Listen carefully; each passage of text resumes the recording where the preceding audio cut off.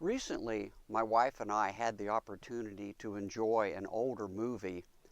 It was filmed in black and white and featured on a classic movie channel. The plot basically centered on the life and times of a gangster character from the 1940s era. And in the last scene of that movie, the bad guy received his just reward. It was an awkward demise. In comments that were made about this feature presentation, the host of the movie channel took a few minutes to discuss the stars and the making of the film. One thing that he said really caught my attention. In compliance with the movie standards of the day, the good guys had to win and the bad guys had to lose. A nice and comforting thought, but is it really true?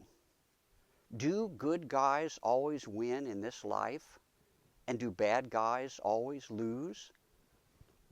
The Apostle Paul would be considered a good guy, but he certainly didn't always win. In 2 Corinthians chapter 11, verses 23 through 27, Paul describes some of his encounters. He says he was beaten countless times, often in danger of death. 5 times he received 39 lashes. 3 times he was beaten with rods. Once he was stoned. 3 times shipwrecked. He spent a night and a day in the deep. He was in danger from rivers, robbers, countrymen, Gentiles, and he encountered many hardships with many sleepless nights, in hunger and thirst, often without food, in cold and exposure. Paul's good works brought him adversity and trouble. Consider John the Baptist.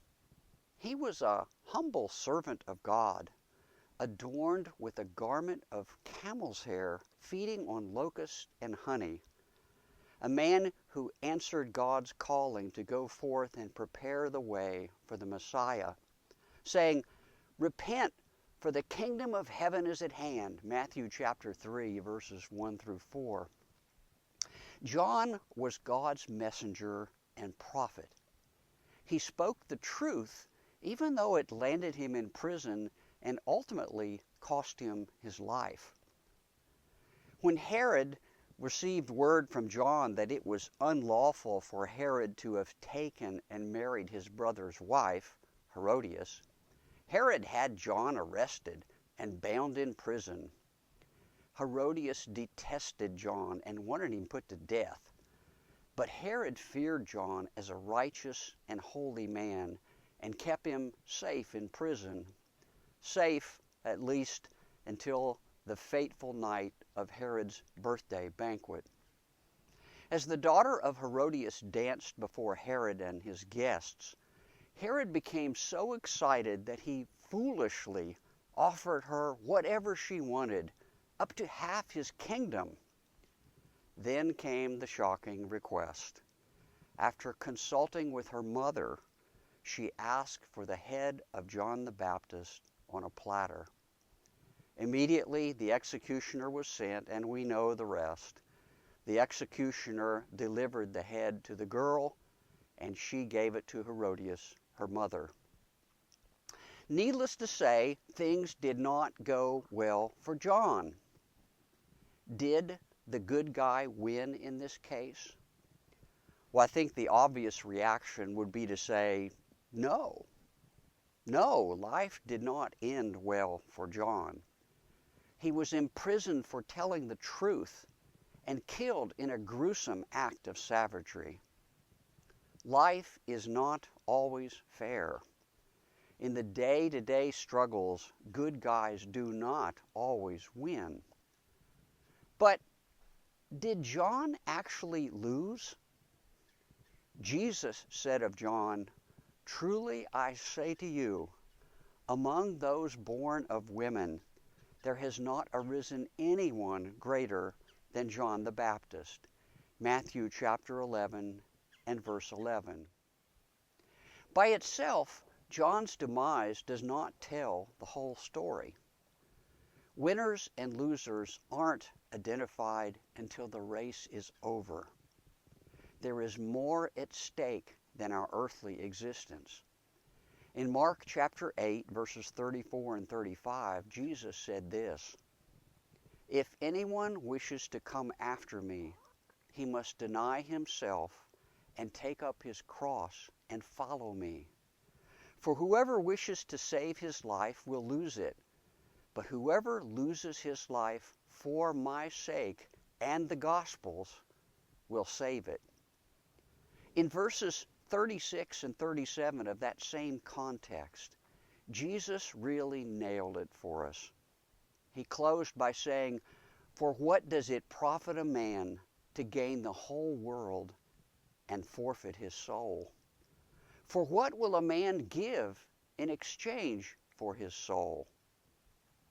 So, who is the real winner and loser? What's the right perspective?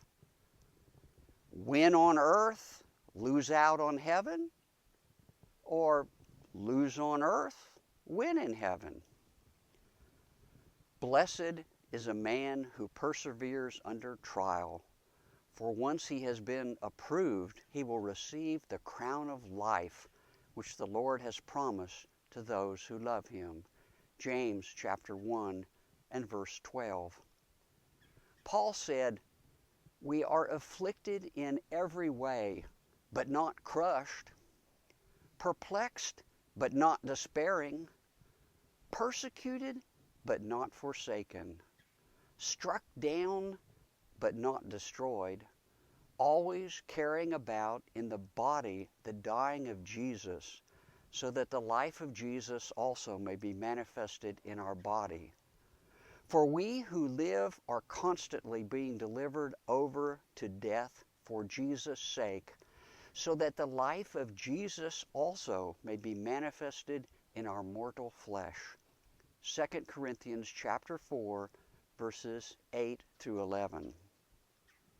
Our quest is to be a winner in God's book of life, and that victory is the only one that matters. If you would like to learn more, please visit my website at www.thetruthtransforms.com. There you can access a variety of free Bible resources, including teaching articles, Bible study outlines, audio recordings, videos, slides, and presentations, all geared to make, foster, and grow disciples of Jesus. There are also links to my 2 study books. A Debt I Cannot Pay is a thorough study of God's plan to save humankind. From creation to the cross, it explores the truths about Christianity, answering many of the why questions so often asked. My second book, Continuing Christ's Mission, equips Christians to share the good news of Jesus in the 21st century and identifies ways everyone can help lead others to Jesus. Both books are available from the publisher Westbow Press or from Amazon and online booksellers.